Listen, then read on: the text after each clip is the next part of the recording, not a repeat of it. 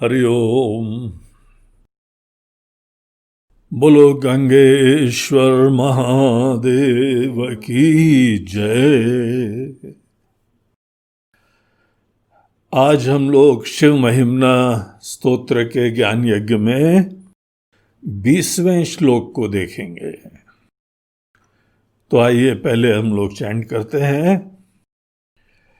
कृतौ सुप्ते जाग्रत् त्वमसि फलयोगे क्रतुमतां क्व कर्म प्रध्वस्तं फलति पुरुषाराधनमृते अतस्त्वां सम्प्रेक्ष्य क्रतषु फलदान प्रतिभुवम् श्रुतौ श्रद्धां बद्ध्वा दृढपरिकर कर्मसु जनः। इस श्लोक में पुष्पदंत जी हम लोगों को वेदों का एक बहुत ही मूलभूत यूनिक सिद्धांत बताते हैं। इस सिद्धांत के ऊपर ही हम लोगों की पूजा की पद्धति, हम लोगों के यज्ञ, हवन, कर्म को कर्म योग बनाने की पूरी व्यवस्था, जिस सिद्धांत के ऊपर ये सब कुछ आश्रित है, उस सिद्धांत की यहां पर इस श्लोक में चर्चा कर रहे हैं। क्या चर्चा कर रहे हैं, क्या सिद्धांत है यहां पे? वो सिद्धांत है कि ईश्वर कर्म फल दाता है। देखिए, ईश्वर को हम लोग अनेक अनेक प्रकार से देखते आए हैं। ईश्वर वो है जिसने ये सुंदर सी, अद्भुत सी, दिव्य सी दुनिया बनाई है। वो ही ईश्वर है। जब वो ही जगत का पालन करते हैं, उन्हीं को भगवान विष्णु कहा जाता है। और वो ही ईश्वर समय आने पे, व्यक्ति के प्रारब्ध कर्म खत्म होने पे उसको यहां से ले जाते हैं। जीव का यहां से प्रयाण होता है, दिवंगत हो जाता है, स्वर्गीय हो जाता है या नरक जाता है, जैसी भी उसकी कर्म की स्थिति होती है। ये सब चीजें हम लोग ईश्वर के विविध रूप देखते हैं। तो ईश्वर जो है सृष्टा है, वही पालक हैं, वही यहाँ पे सब चीज के संहारक हैं। लेकिन साथ ही साथ एक बहुत मूलभूत सिद्धांत ये है कि ईश्वर ही कर्म फल दाता है। क्या मतलब होता है कर्म फल दाता का? ये बहुत एक इंटरेस्टिंग चीज है। हर व्यक्ति यहां पे सतत कर्म कर रहा है, और जो भी आप लोग कर्म करते हैं, समस्त कर्मों का एक गोल होता है। बगैर गोल देखे कोई कर्म नहीं करता है। और हर व्यक्ति को अपना जो भी सपने का एक लक्ष्य होता है, उसकी सिद्धि ही सबसे ज्यादा इष्ट होती है। तो कोई लोग जो है बहुत ही धार्मिक तरीके से कर रहे हैं, कोई थोड़े से गलत तरीके का भी आश्रय ले रहे हैं, कोई अपने ही कार्यकलापों में शास्त्रों के प्रति, विद्वानों के प्रति, दार्शनिकों के प्रति, समझदार लोगों के प्रति विश्वास का परिचय देते हुए, उनके बताए हुए मार्ग पे चलते हुए अपने इष्ट वस्तु की सिद्धि करते हैं, इष्ट लक्ष्यों की सिद्धि करते हैं। और कोई लोग इतने डेस्परेट होते हैं, इतने अभिमानी होते हैं कि उन लोगों को किसी और की नहीं पड़ी है, जो भी उनको समझ में आता है बाय हुक और बाय क्रुक वो लोग अपना कार्य सिद्ध करने के लिए आगे बढ़ते रहते हैं। इन दोनों के अंदर एक बहुत फंडामेंटल डिफरेंस है कि एक धर्म का आश्रय लेते हैं और एक अधर्म करने में कोई संकोच नहीं करते। उन लोगों को अगर कहीं पे कोई थोड़ी सेवा की दिखावा करना, वो भी कर लेंगे, लेकिन उनका गोल जो है वो सेवा वह नहीं है। उनका गोल तो अपना काम बनाना होता है। ये दुनिया में अनादिकाल से सदैव लोग इस टाइप के चले आ रहे हैं। आज भी बहुत सारे लोग इसी प्रकार के देखे जाते हैं। दोनों की ये तो यूनिकनेस हो गई, और दोनों में एक समानता है। क्या समानता है? कि दोनों बाहर के लक्ष्यों की सिद्धि करना वही जीवन में सुख का पर्याय समझते हैं, और दोनों बगैर फल की प्राप्ति के अपने अंदर अपूर्ण भी होते हैं। अगर हमारे सपनों की पूर्ति नहीं हो, अगर लक्ष्यों की सिद्धि नहीं हुई, अगर बाहर भोग की प्राप्ति नहीं हुई, अगर बाहर से धन की प्राप्ति नहीं हुई, अगर बाहर से इज्जत नहीं हुई, तो आई एम अ फेलियर, हम तो कुछ भी नहीं है। तो हम बगैर कर्म फल की सिद्धि के हम कुछ नहीं है, और कर्म फल के वजह से ही हम जीवन में कृतार्थ होते हैं, खुश होते हैं, सुरक्षित होते हैं। सब कुछ हमको कर्म फल के ऊपर निर्भर होता है। अब देखिए, थोड़ा यहां पे इसी बिंदु के ऊपर इस श्लोक में विचार कराया जा रहा है। हम लोग यद्यपि अनेकानेक कर्म फल की प्राप्ति की इच्छा तो रखते हैं, लेकिन आपने ये सोचा कभी कि कर्म फल लाने के लिए आपके पास कौन एग्जैक्टली रिस्पॉन्सिबल होता है? फल तो चाहिए हम सब लोगों को, और उसके लिए हमको कुछ ना कुछ कर्म भी करना पड़ता है। जो भी आवश्यकता हुई, काम धंधा हुआ, नौकरी हुई, रिसर्च हुई, बिजनेस हो गया, शिक्षण का कार्य हो गया, आप जो भी आपके जो प्रकृति है, सामर्थ्य है, उसके अनुरूप आप कोई ना कोई योगदान देते हैं। अब एक तरफ से हमारा कर्म हो गया। कर्म इस देश में, इस काल में, सपोज हमने जो है आज कोई कर्म करा, ये जो हम कर्म इस समय, इस जगह, इस पर्टिकुलर मोमेंट में हमें कर्म कर रहे हैं, कुछ कर्म फल होते हैं जो इमीडिएट आ जाते हैं। बिजली को हाथ लगाया, इमीडिएट फल मिल जाता है हमको। भोजन खाया, इमीडिएटली फल मिल जाता है, तृप्ति मिल जाती है। लेकिन दवा खाई, थोड़ी देर बाद मिलती है। खेती करी और थोड़ी देर बाद फल मिलता है। इंडस्ट्री लगाई और थोड़ी देर बाद फल मिलता है। आपने बच्चों को एजुकेशन दी, उसका फल और थोड़ी देर बाद मिलता है। अच्छे संस्कार दिए, उसका फल बाद में और दिखाई पड़ता है। वो धीमे धीमे अपने अंदर समाहित होते हैं, हमारे विचारों में, हमारी कर्मों में, हमारी भावनाओं में, वो सब धीमे धीमे अंदर आते हैं, तब जाके हमको बाद में अच्छे फल मिलते हैं।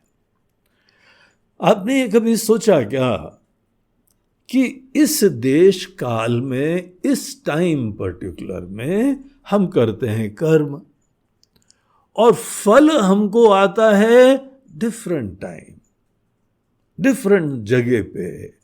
तो टाइम स्पेस भी अलग है, और यहां का टाइम स्पेस अलग है। ये वाला टाइम तो खत्म हो जाता है। एक क्षण आया, ये क्षण खत्म हो गया। आज हमने बोला कि ये जो है सावन का महीना है, सावन की ये तिथि है, सावन का ये पक्ष है। आ जाए कल तिथि अलग, कुछ समय बाद पक्ष अलग, फिर महीना अलग, टाइम खत्म हो जाता है। काल जो है चक्र की तरीके से होता है जो सतत घूमता रहता है। आपको ये पल जो मिला है, ये पल शीघ्र ही इतिहास होने वाला है, ये खत्म हो जाएगा पल।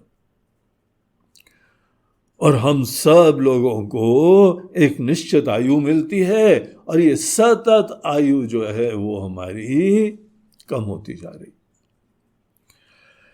अपनी बर्थडे मनाओ, लेकिन अपनी बर्थडे में बाकी अनेक अपने स्वजनों की, उनका स्नेह, उनका प्रेम, वो सब देखो।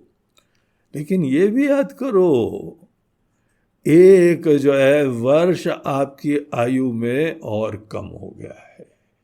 ये फैक्ट है, ये कोई डरने की बात नहीं है, यथार्थ में जीने की बात है। हर कर्म का जो काल का जो पल होता है वो एक क्षण के लिए आता है, खत्म हो जाता है।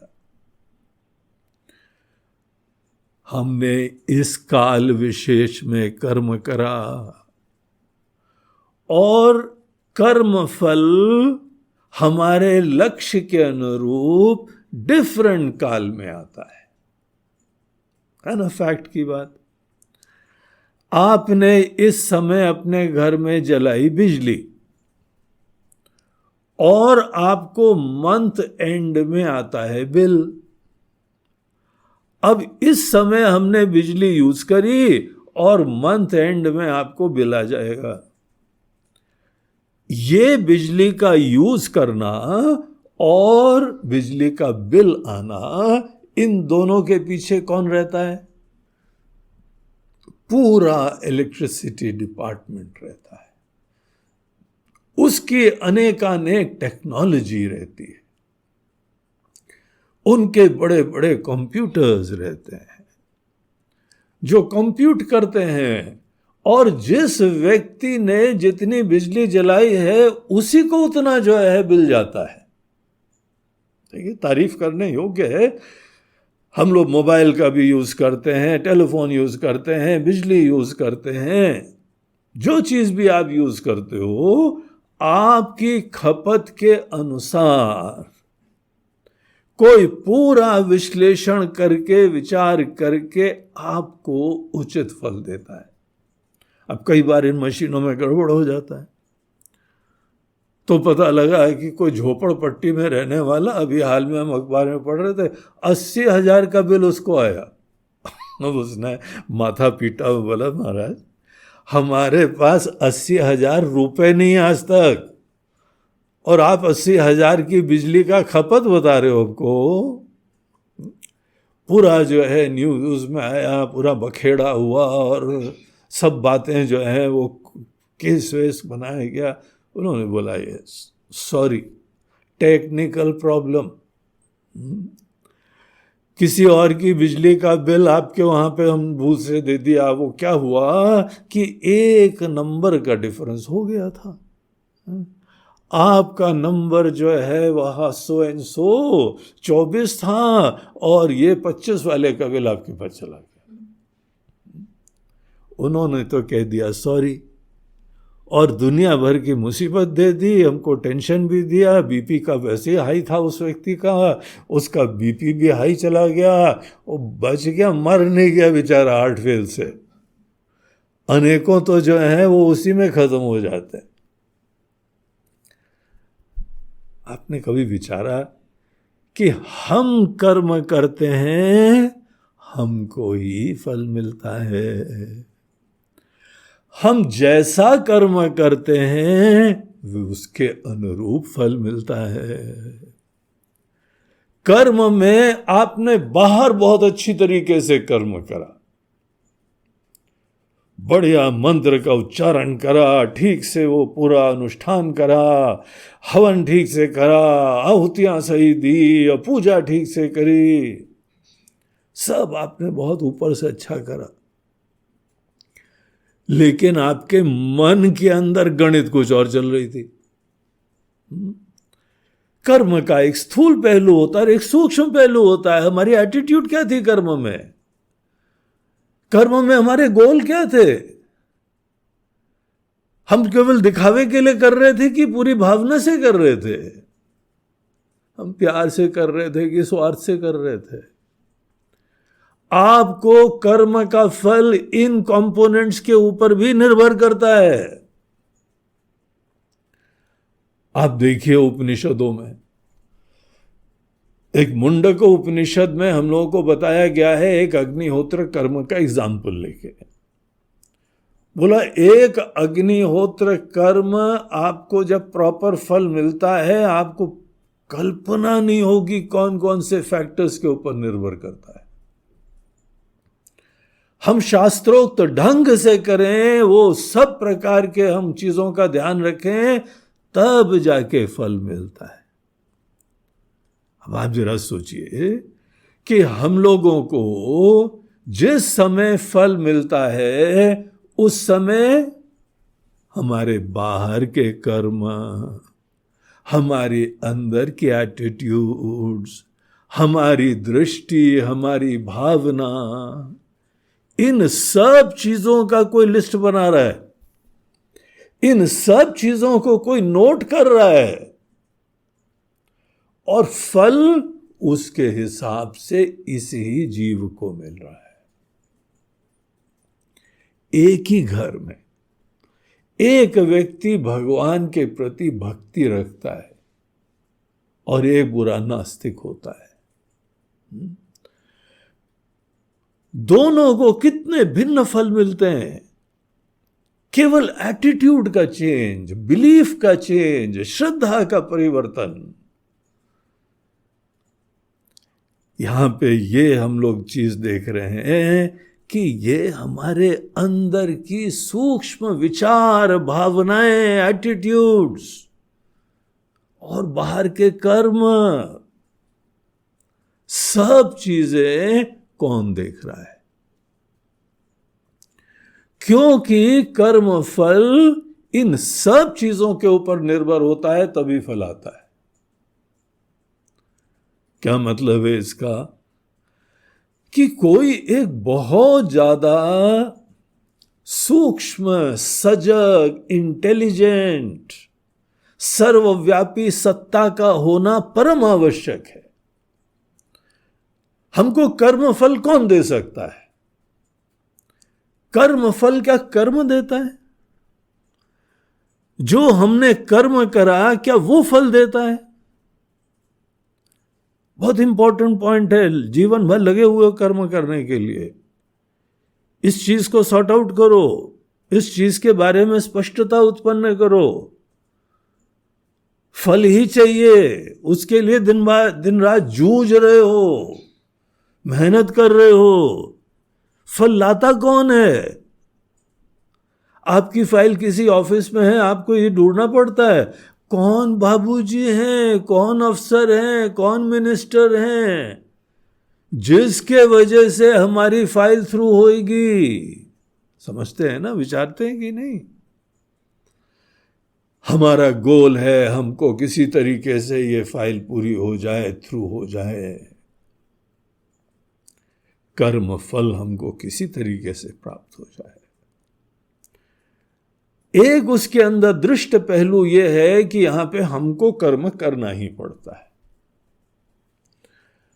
और उसके अलावा हमारे पास करण अच्छे होने चाहिए, जो भी कर्म करने के लिए इंस्ट्रूमेंट्स होते हैं।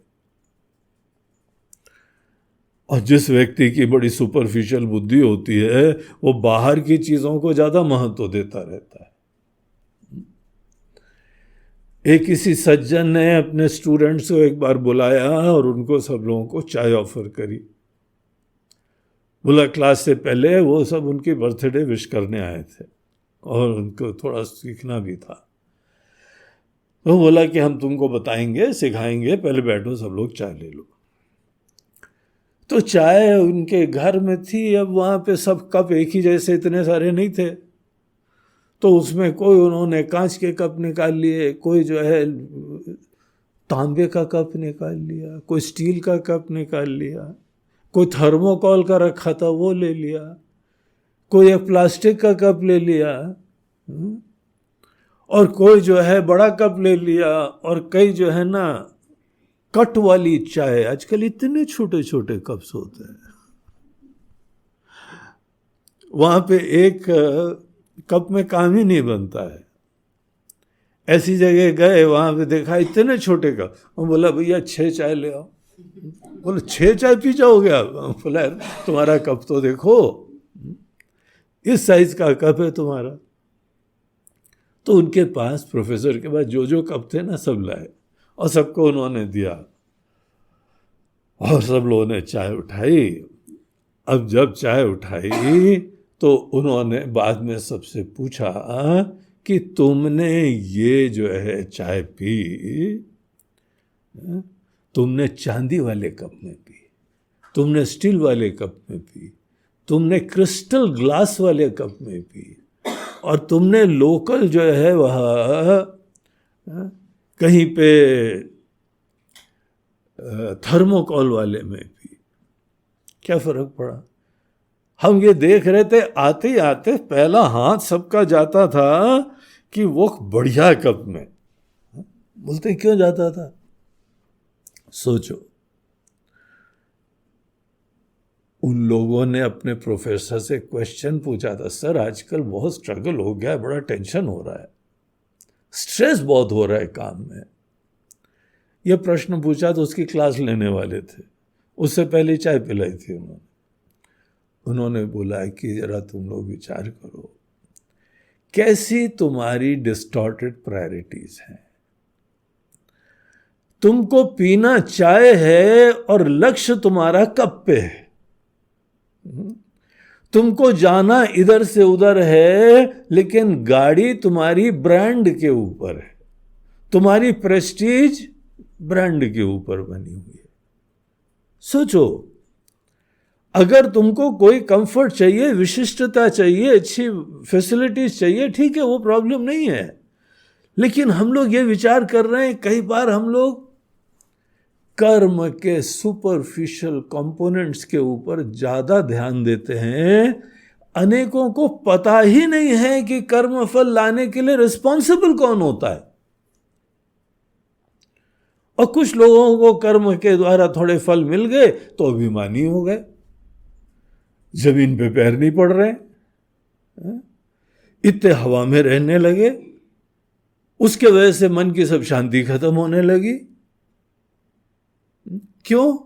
क्योंकि हमने करा है, अपने आप को रिस्पॉन्सिबल समझने लगे। गलती कहां हुई है कि हमारे मन में एक धारणा है कि हमारे कर्म से फल प्राप्त होते हैं। ये नासमझी है, झूठ है, निराधार है।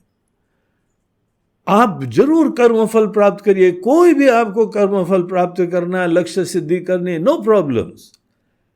लेकिन इतना तो एनलाइटन होना चाहिए आदमी को कि हमारे कर्म फल कौन लाता है।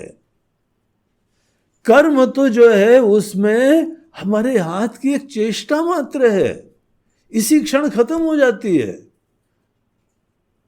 और एक प्रोसेस इनिशिएट होती है। वो प्रोसेस को एक ऐसी शक्ति के द्वारा ही कर्म फल लाया जाता है।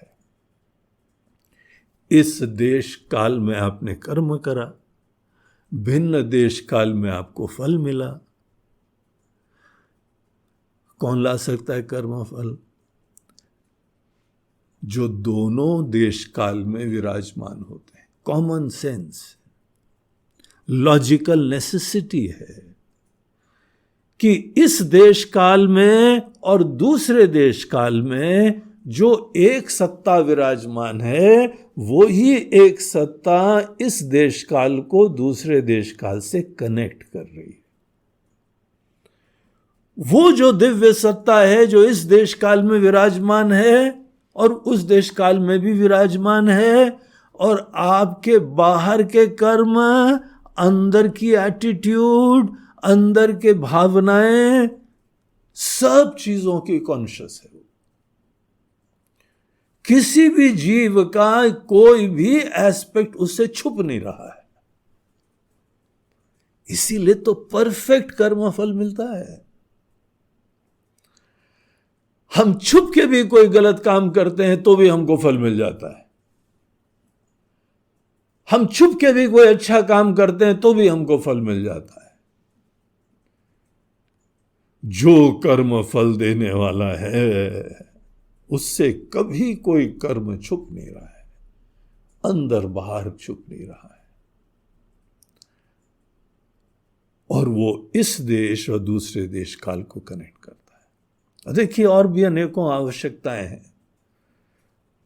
आपने जब कर्म करा तो फल किस रूप में आता है? आपको एक फल की प्राप्ति के लिए दुनिया भर की शक्तियों की आवश्यकता होती है। आप सोचिए जरा। किसी ने कहा कि एक पेड़ में जो फल आया है, इस फल की प्राप्ति के लिए हमको पूरे ब्रह्मांड की कृपा मिल रही है। पेड़ स्वस्थ होना चाहिए, वहां पानी होना चाहिए, हवा ठीक होनी चाहिए, पर्याप्त खाद होनी चाहिए, और पानी होना चाहिए, उसके लिए बरसात होनी चाहिए, बरसात होनी चाहिए तो उसके लिए यहाँ पे मौसम का चक्र होना चाहिए। और आपको पता है कि ये काल का चक्र कैसे होता है? साल में एक बार गर्मी होती है, उसके बाद बरसात आती है, उसके बाद सर्दी आती है। इन सब चीजों का क्या कारण है? इसका रीजन क्या है? हमारी पृथ्वी की ऑर्बिट सूर्य के चारों तरफ इलिप्टिकल है। इलिप्टिकल ऑर्बिट ही मौसम लाने के लिए रिस्पॉन्सिबल होती है। अब हमको एक फल मिलने के लिए पृथ्वी की ऑर्बिट सूर्य के चारों तरफ इलिप्टिकल नहीं होती तो फिर हमको मौसम ही नहीं आते। वाह, ये तो कभी सोचा नहीं भाई। और पृथ्वी की ऑर्बिट सूर्य के चारों तरफ इलिप्टिकल होने के लिए सूर्य के अंदर गुरुत्वाकर्षण शक्ति और बाकी प्लैनेट्स में ग्रेविटेशनल फोर्स, इस सब का होना आवश्यक है। तभी तो वो पुल होता है।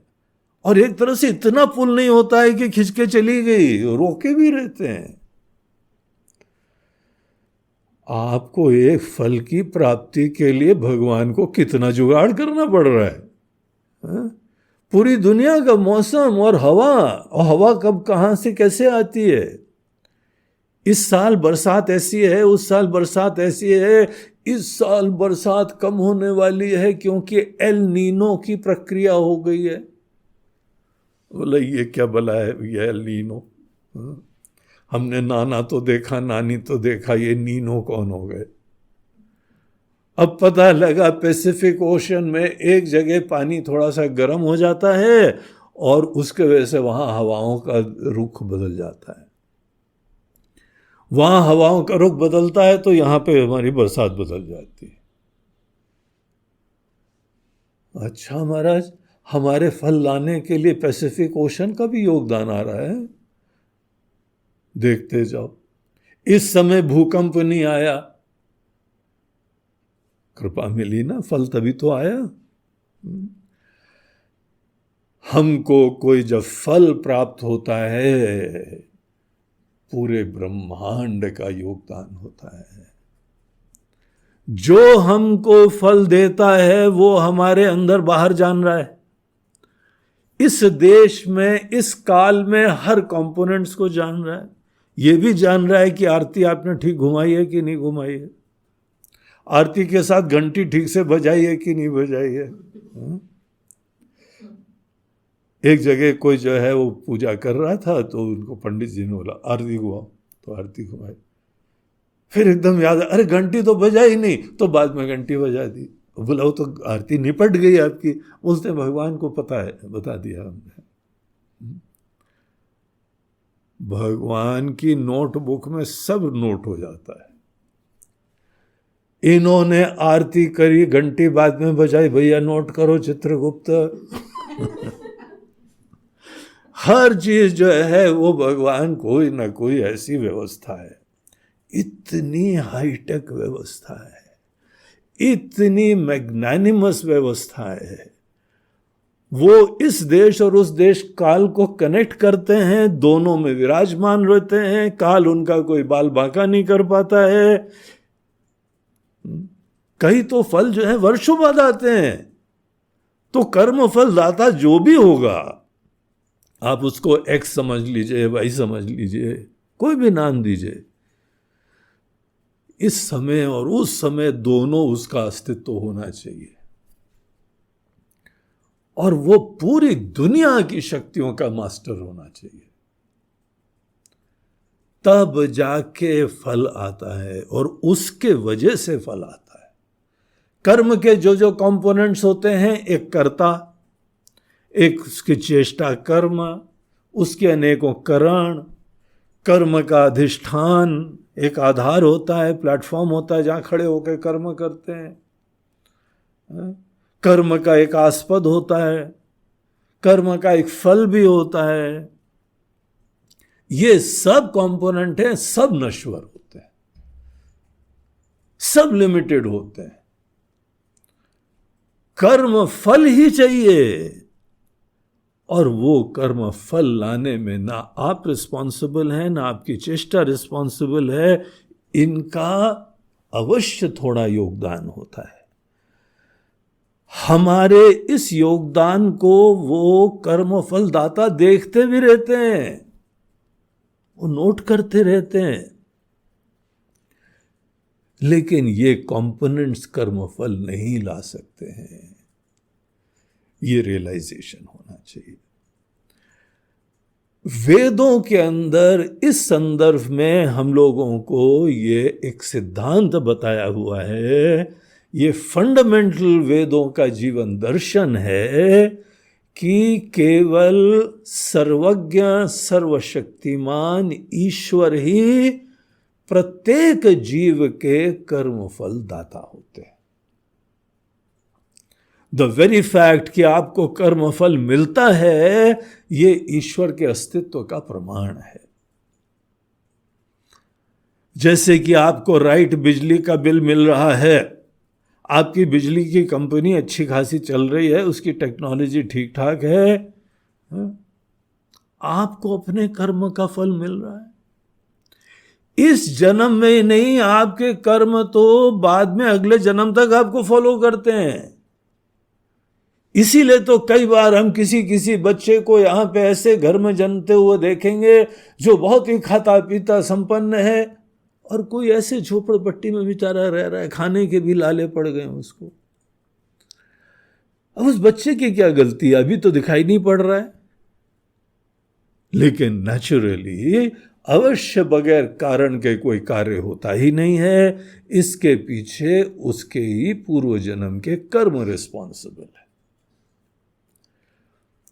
तो कर्म फल हमको जो है इस जन्म में ही नहीं, आपको अगले जन्म तक जो है, नेक्स्ट लाइफ तक आपके पीछे अपना फल देने के लिए लगे रहते हैं, और आप ही को मिलेगा, बच सकोगे नहीं। अच्छे कर्मों का फल भी अवश्य मिलेगा, और कोई अगर आपने गड़बड़ करा है, पाप करा है, निश्चित रूप से फल मिलेगा। ये ईश्वरीय व्यवस्था है, ये कोई जीव थोड़ी कर रहा है, भगवान कर रहे हैं, और भगवान से क्या छुप सकता है। इसलिए वेदों ने क्या बताया कि जब भी आप कोई भी लक्ष्य की प्राप्ति के लिए प्रवृत्त हो, ये आपका जो है वह प्रिविलेज है, आपकी ही स्वतंत्रता है। ईश्वर ने हमको ये स्वतंत्रता दी हुई है कि आप कैसे भी सपने को अपने मन में ले आइए, कोई भी इच्छा कर लो, और उसको अपना लक्ष्य बना के कोई प्रामाणिक कार्य करने के लिए प्रवृत्त हो। जैसे किसी को अगर स्वर्ग जाना हो, तो वेद हमको बताते हैं एक बहुत ही वैलिड कर्म है उसके लिए। स्वर्ग कामो यजेत, तुमको अग्निहोत्र कर्म करना चाहिए। तो किसी को जो है वह गृहस्थ आश्रम में प्रवेश करना है, उसके लिए कर्म अलग स्पेशल। तुमको संतान चाहिए, तुमको एक विशेष कर्म करना है।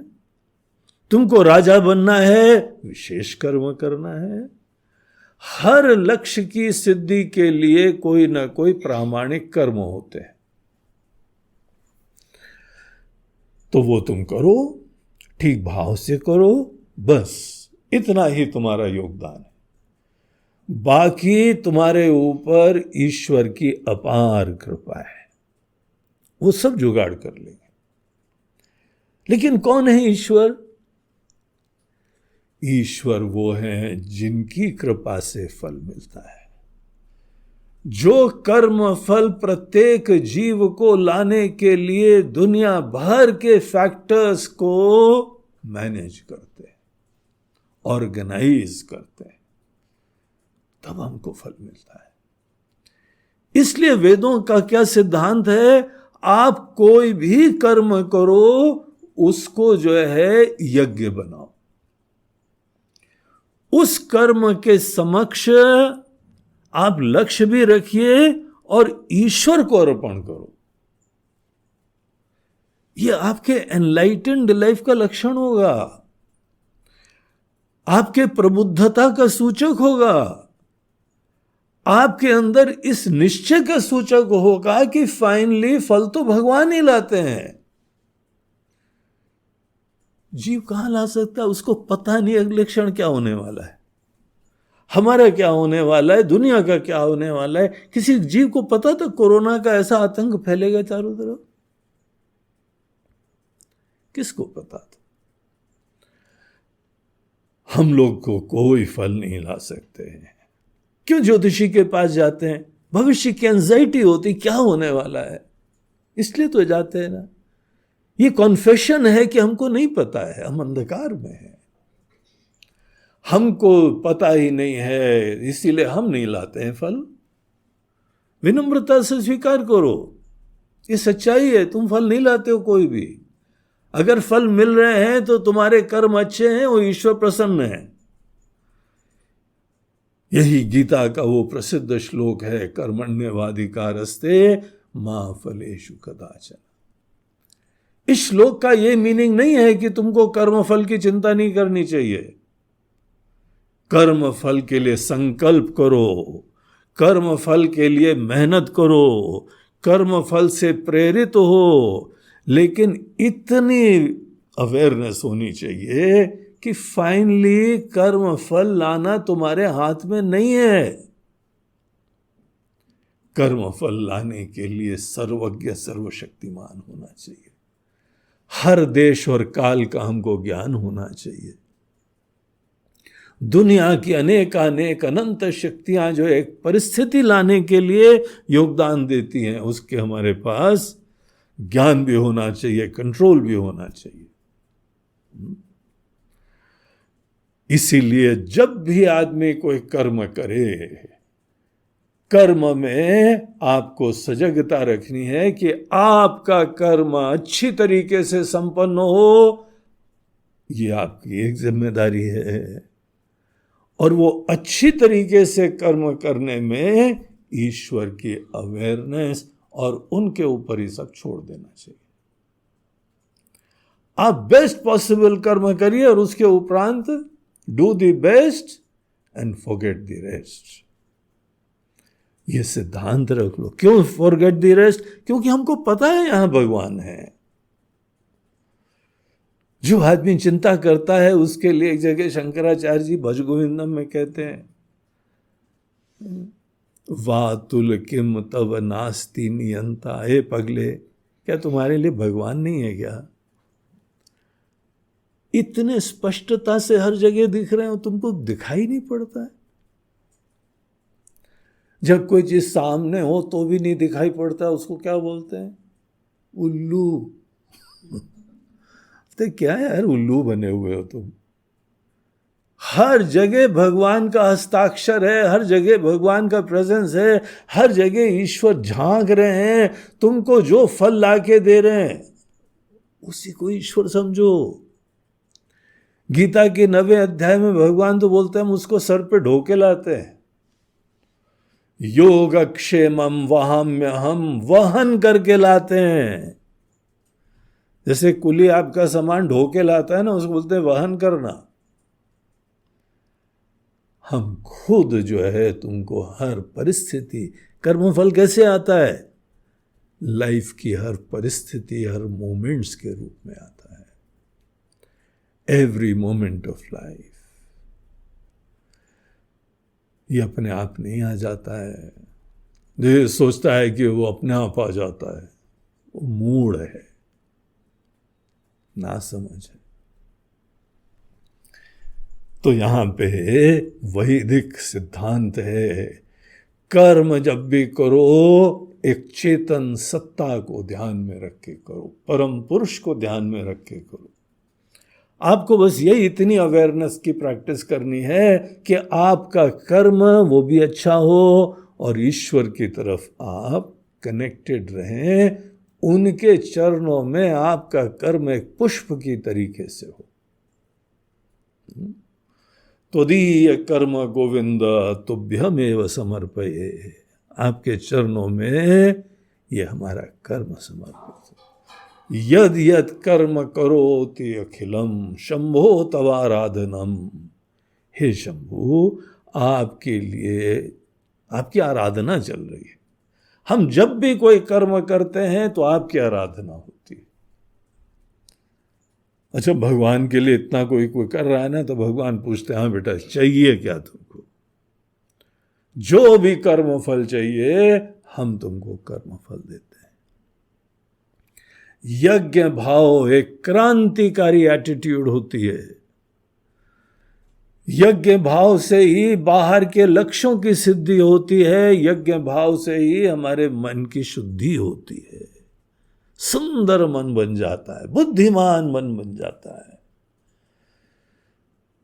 हर प्रकार की कृपा से आप युक्त हो जाते हैं अगर केवल यज्ञ भाव अपने कर्मों में समाहित कर लिया। भगवान कृष्ण तो गीता में बोलते हैं कि यह तो कल्प वृक्ष है, कामधेनु है यह। ब्रह्मा जी ने यहां से दुनिया में जब आप जा रहे थे तो पार्टिंग गिफ्ट हम सबको दी थी। बोला ये यज्ञ भाव, एष तुष्ट काम धुक, ये तुम्हारी इष्ट वस्तुओं की सिद्धि के लिए कामधेनु दे रहे हैं तुमको।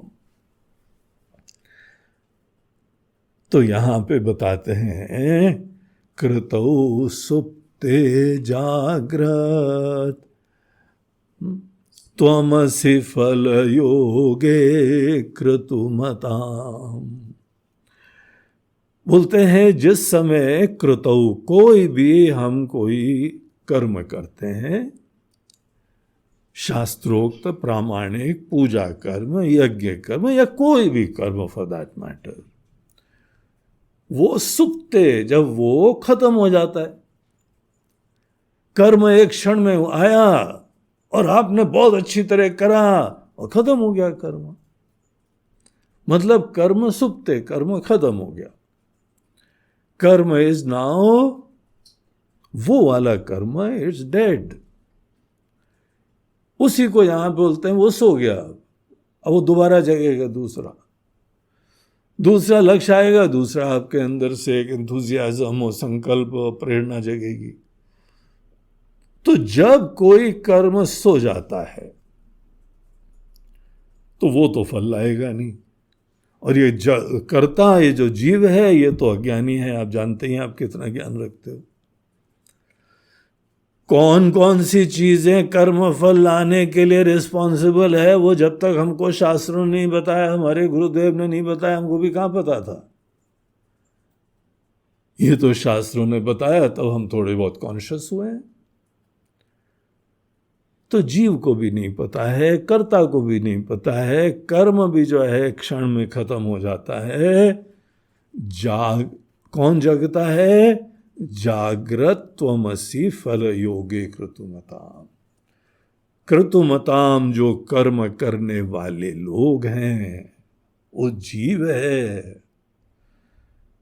उस जीव को हे प्रभु, हे शिव जी, आप जगे रहते हुए, जागृत आप जगे रहते हुए, त्वमसि फल योगे, आप फल का योग करवाते हैं, कनेक्शन करवाते हैं। क्व कर्म प्रध्वस्तम फलति पुरुषाराधनमृते। कोई भी कर्म जब खुद ही मर गया है, प्रध्वस्तम खत्म हो गया है, वो कैसे फल लाने में सक्षम होता है? अर्थात बिल्कुल नहीं हो सकता है। इसीलिए ये नोशन, ये मोह छोड़ दो कि आपके कर्म फल लाते हैं। ये बहुत बड़ा मोह है, बहुत बड़ा अज्ञान है। ये विनाश की जो है वह योनि है। सब सत्यानाश हो जाता है जब आदमी इतनी एक निराधार धारणा रखता है। तो दरअसल होना क्या चाहिए?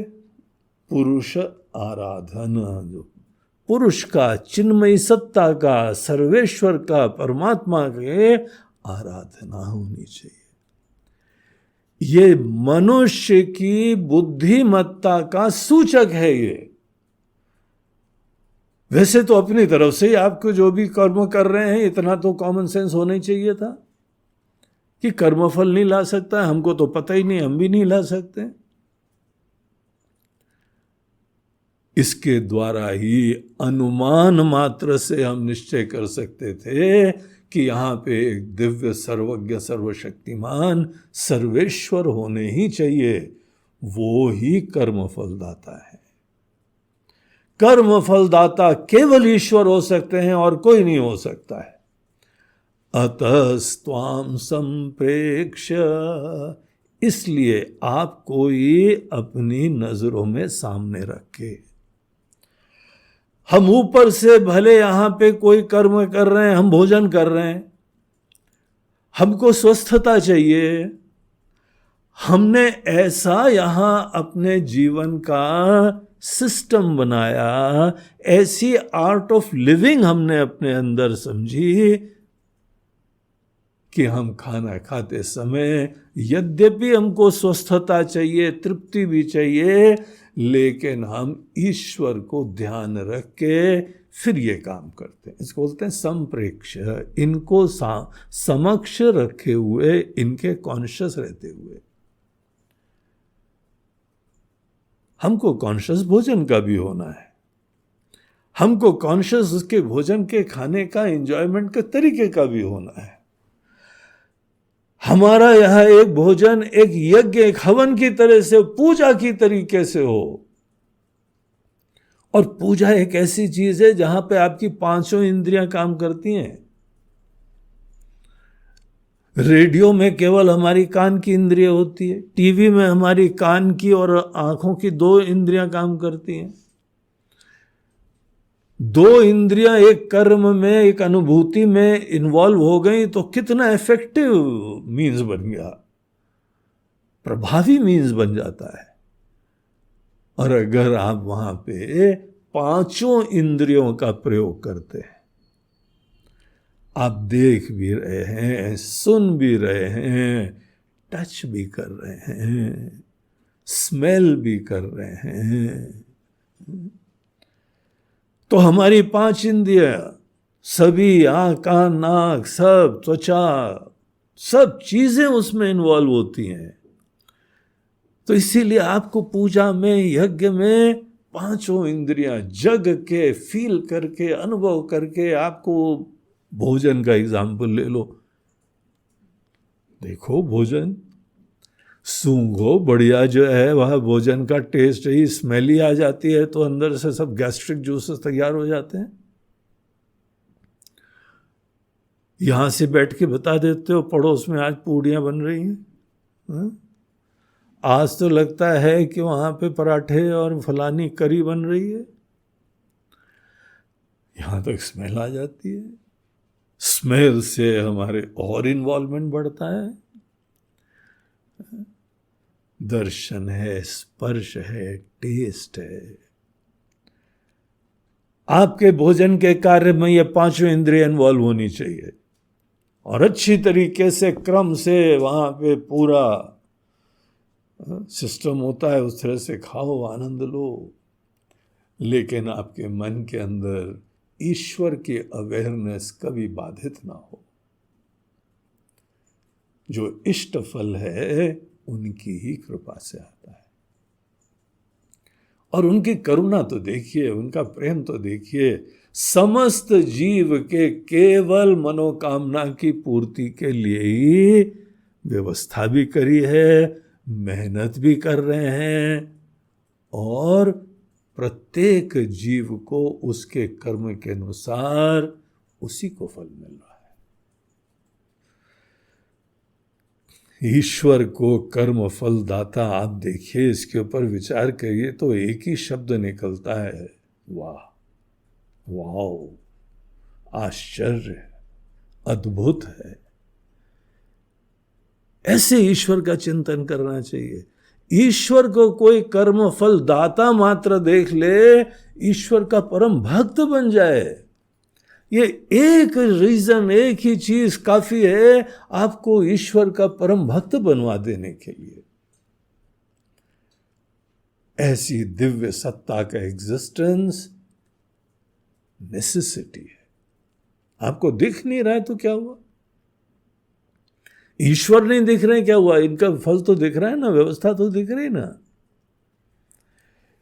तो ये यहां पे अतः त्वाम संप्रेक्ष्य, आपको ही अपने नजरों के सामने रख के, क्रतुषु फल दान प्रतिभुवम, आप जो सतत फल का दान देते रहते हैं सबको, आप जो प्रत्येक जीव को, लाइफ की परिस्थितियां यही फल है, एवरी मोमेंट ऑफ लाइफ ये कर्म फल है।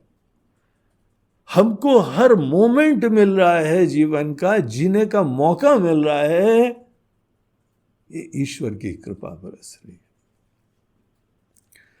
जो ईश्वर की बरसती कृपा को देखते हैं ना, वो तो यही गाना गाने लगते हैं, राम रस बरसे बूंद बूंद में, कृपा हरि की अंबर से बस। एवरी मोमेंट ऑफ लाइफ सतत ईश्वर हमारे ऊपर कृपा बरसा रहे हैं। फल दान प्रतिभुवम श्रुतौ श्रद्धाम बद्ध्वा, इन सब फैक्ट्स को ध्यान में रखते हुए हम लोगों को वेदों में प्रतिपादित ये कर्म के सिद्धांत, कर्म के यह अनेकों मैकेनिज्म की अवेयरनेस, ये जो श्रुति ने हमको बताई है, इसके प्रति श्रद्धा बहुत बढ़ जाती है।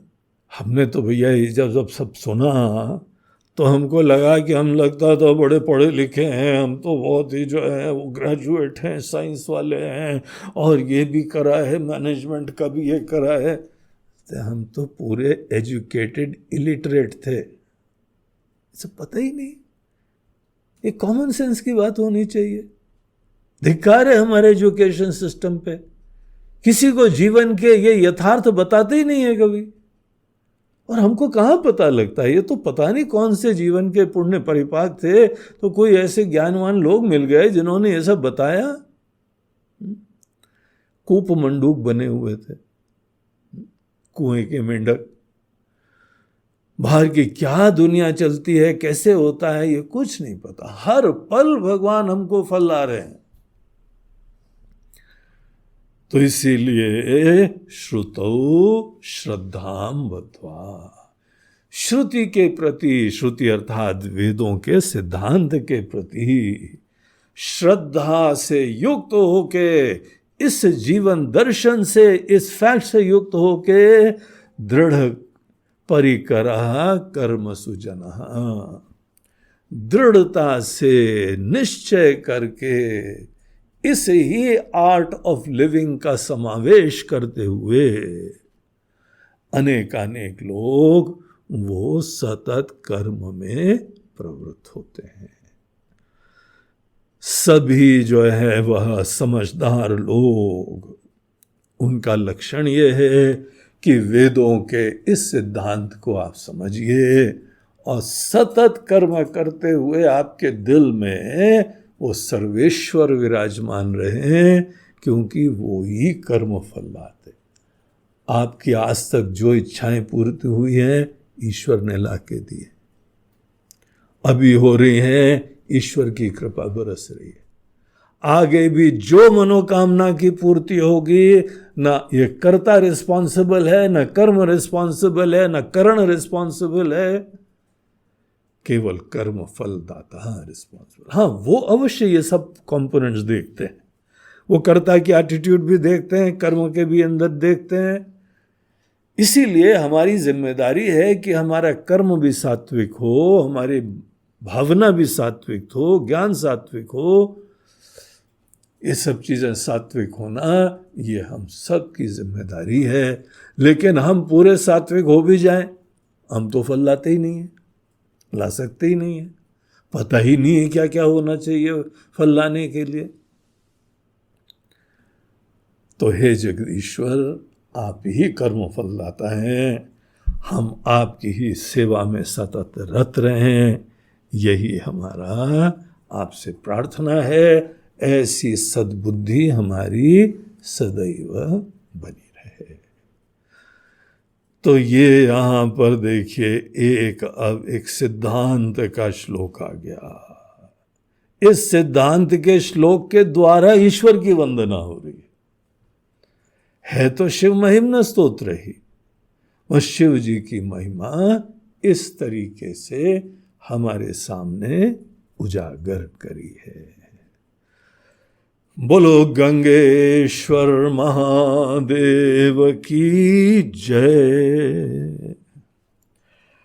आज का हम लोग का ये शिव महिम्न स्तोत्र का जो प्रवचन है, इसको प्रायोजित करा है हमारे अहमदाबाद और भावनगर में रहने वाले केतन भाई दसाड़िया जी ने। केतन भाई जी ने अपने पूरे परिवार की तरफ से अपने स्वर्गीय पिताजी बाबू भाई दसाड़िया जी की पुण्यतिथि के पर्व पे ही आयोजन करा है। बाबू भाई की भी बहुत श्रद्धा थी, बड़ी आत्मीयता थी। कई बार जो है उनका मिलना हुआ, यहाँ हमारे आश्रम में भी आए, ऋषिकेश भी आए थे जब हम वहाँ पर भी कैंप लगाया करते थे हर वर्ष। और उनकी ही आशीर्वाद और प्रेरणा से उनके पूरे परिवार के लोगों में हम देखते हैं सब में बहुत श्रद्धा भक्ति विराजमान है। सब बड़े पुण्य के पथ के ऊपर चलते हैं और केतन भाई की भी बहुत सेवा रहती है। उनकी श्रद्धा भक्ति देख के मन में बड़ी प्रसन्नता होती है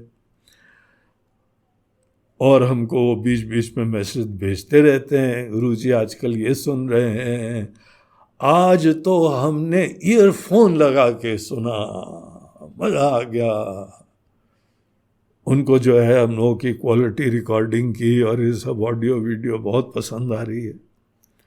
तो विशेष उन्होंने जो है कॉम्प्लीमेंट दिया, कमेंट करा और उन्होंने YouTube में अपना कमेंट लिखा, हम तो सबसे दुनिया से बोलते हैं ईयरफोन में सुनना, तब तुमको पता लगेगा what A quality of recording. सुनो तो केतन भाई बहुत ध्यान से सुनते हैं, हर चीज नोट करते हैं। खुद भी बड़े ऐसे अच्छे इंसान, जगे हुआ परिवार, उनके लड़के लोग बहुत ही सेवा भावी, श्रद्धालु, कर्मनिष्ठ, अपने अपने क्षेत्र में बहुत अच्छा काम कर रहे हैं। तो उन्होंने अपने पिताजी की स्मृति में उनके चरणों में प्रणाम करते हुए ये एक आहुति दी है। उस पूरे परिवार को हमारी बहुत बहुत शुभकामनाएं और आशीर्वाद। शिव जी की कृपा आप लोगों के ऊपर बनी रहे और शिव जी के चरणों में भक्ति होती रहे, वही फल देते हैं। इसीलिए उनको कभी मत छोड़ना। हमको पता है आपको छोड़ने का तो प्रश्न ही नहीं है, इतने पुण्यात्मा लोग हो। तो आपको सबको पुनः बहुत बहुत आशीर्वाद। हरि